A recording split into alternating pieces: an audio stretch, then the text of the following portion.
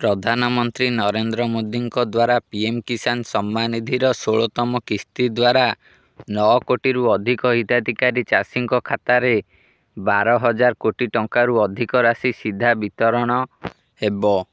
28 ଫେବୃଆରୀ 2024 ସନ୍ଧ୍ୟାରେ 4:30 ସମୟରେ ମହାରାଷ୍ଟ୍ରର ୟବତମାଳରେ ଏହି ଟଙ୍କାକୁ ଟ୍ରାନ୍ସଫର କରାଯିବ।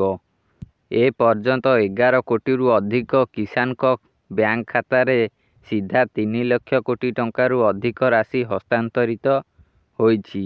ଲାଭାର୍ଥୀ କିଷାନଙ୍କୁ ପ୍ରତିବର୍ଷ 6,000 ଟଙ୍କାର ପ୍ରାପ୍ତି 3ଟି ସମାନ କିସ୍ତିରେ ଦିଆଯାଉଛି।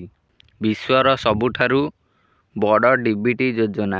ଲାଭାର୍ଥୀମାନଙ୍କ ସମସ୍ୟାରୁ ଦୂର କରିବା ପାଇଁ ଗୋଟିଏ ପ୍ରଥମ ଅଭିଯୋଗ ବିତରଣ ତନ୍ତ୍ର ଏବଂ କେନ୍ଦ୍ରୀକୃତ ହେଲ୍ପ ଡେସ୍କ।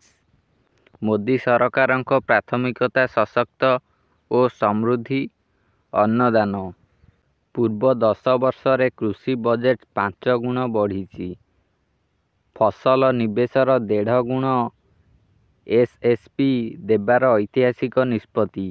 ପ୍ରଧାନମନ୍ତ୍ରୀ ଫସଲ ବୀମା ଯୋଜନାର ଅନ୍ତର୍ଗତ ଏବେ ଏପର୍ଯ୍ୟନ୍ତ 16 କୋଟିରୁ ଅଧିକ କିଷାନ ଆବେଦନକୁ 1.56 ଲକ୍ଷ କୋଟିର ନିବେଶ କରାଯାଇଛି।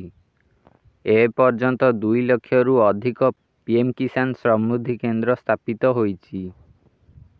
ପାଖାପାଖି 1.77 କୋଟି କିଷାନ ଇ-ନାମ ପୋର୍ଟାଲରେ ପଞ୍ଜୀକୃତ। ମୋଟ 1389 ଇ-ନାମ ମଣ୍ଡି ପଞ୍ଜୀକୃତ। ଏହି ଯୋଜନାର କିସ୍ତି 4ଟା ବେଳେ 4:30 ବେଳେ ପଠାଯିବ। 4:30।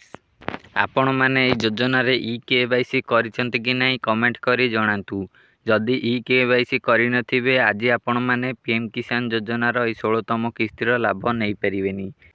ଆପଣ ଇ-KYC କରିଛନ୍ତି କି ନାହିଁ କମେଣ୍ଟ କରି ଜଣାନ୍ତୁ।